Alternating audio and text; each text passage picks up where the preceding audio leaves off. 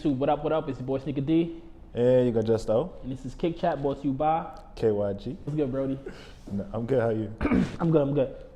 If you're new to the channel, please subscribe, like, and comment below. All the support counts. All right, first question up, or first topic up, is the Nike's lawsuit against Lil Nas X and Mischief. Take my horse to the old town road. How do you feel? I feel like they needed to get ahead of it, and that's what they do. I feel like Nike's been taking a lot of bad publicity recently, and I felt like having that be so close to Easter Sunday would have been something that they couldn't let just happen. I mean, so they had to get in front of it. And but do you think the lawsuit was necessary? Yeah, they did the same thing to Warren Lotus. Like, if you're gonna say, hey, we're starting to do this to companies that aren't Nike, who are producing a Nike resembling shoe, then you have to do it to Mischief and Lil Nas X. You gotta, if you set the precedence with Warren Lotus, then you have to do it. But I think Warren Lotus was different because he was making a replica of a Nike silhouette. The Lil Nas X, to me, while I do not stand behind that shoe or what it stood for, like, I think it's a tacky, tasteless shoe, the lawsuit to me was kind of, I don't know, I felt like it was bad publicity.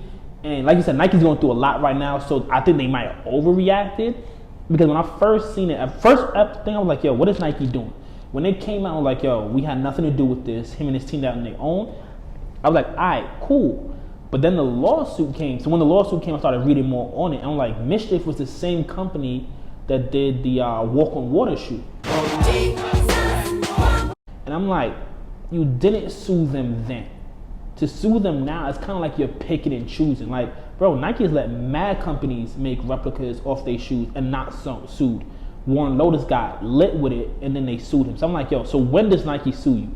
Do they sue you when you steal their stuff or misuse it? Or do they steal you when it's, will they sue you when it makes noise? Like, that to me, that's what was mad confusing, because the 666 shoe, I hate it. I really wish he never did it. Like, publicity is not worth that. But I'm like, it really is kind of the same thing as like the holy water shoe. Like, to me, that was also tasteless, like going and taking holy water and put it in the air bubble of a sneaker.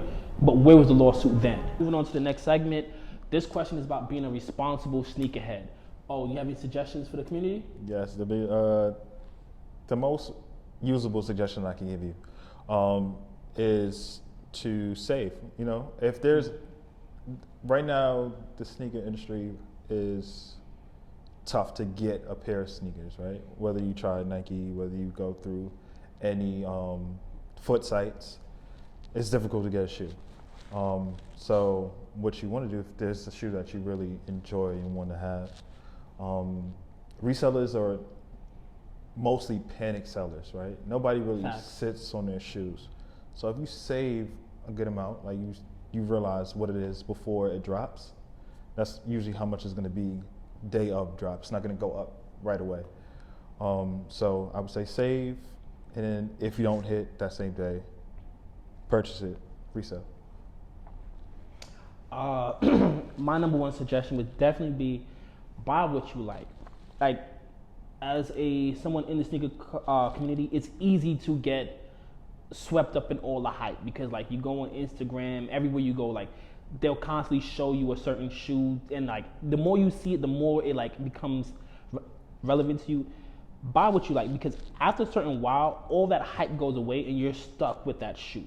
So if you only bought it for the hype, no matter how much you paid for it, after a while, it's not worth it. So the influencers are not your friend. They're there to sell a product. So definitely, like, I definitely had to delete Fabulous off of IG, because that boy had me dropping bags I definitely shouldn't have. So know what you like, stick to it, and ignore the hype. So now that we told you how to save money, here's a few ways you can waste money and get the economy back to where it needs to be. Oh, what are you dropping that stimulus check on? The government told me I made too much money, so they didn't really give me a stimulus. But I got my stimulus by actually on my feet, right? I had to get the bacons. I needed the bacons for Max Day, and I got them. That's probably my stimulus buy. I wasn't too irresponsible, y'all. Well, the government didn't tell me that. They told me I was just within that tax bracket. So I didn't spend my stimulus yet, and I don't see myself spending the whole thing. But if I was to drop a bag, it'd either be on the Union 4s or those Amman Minier 3s that are coming out. I haven't seen them on the Nike sneakers app or like releasing any stores, so I'm pretty sure those are gonna be hard to get. So if I have to drop a bag, it'd definitely be on those. Which unions? Earlier I would have said the Noirs, but for some reason that guava pear is growing on me. All right, so the next topic is one that's really been that's been kind of on my mind recently, and is, are sneakers really limited as these sneaker companies say they are, or is that like a ploy to get people to panic buy and like rush to the stores when these products drops? Yeah, that's a good ending to what you said, right? A ploy to get people to panic buy. But honestly, I think that they are as limited as they say, or the numbers are exact to what they say. What I feel happens is resellers, bots, they try to grab a pair thinking that it's gonna be a moneymaker or get them some earnings. And it turns out, for instance, the metallic gold ones, right? All along you're like, oh, these are great shoes, gonna be a moneymaker. Not what you thought. Right? I feel what you're saying there, but I definitely think these sneaker companies are, what's that, the hot topic word? Gaslighting? They're definitely gaslighting when they talk about those numbers. Because, bro, let's be for real. Everything at a certain point gets restocked. Like you said, the University Blue ones. Bro, those things have been re-dropped on the Flex app 3 times. And every time they go, it's sold out. So I get what you're saying. Like, yo, people hit, but they don't go pick them up. Mm-hmm. Let's talk about the Nike site, like sneakers.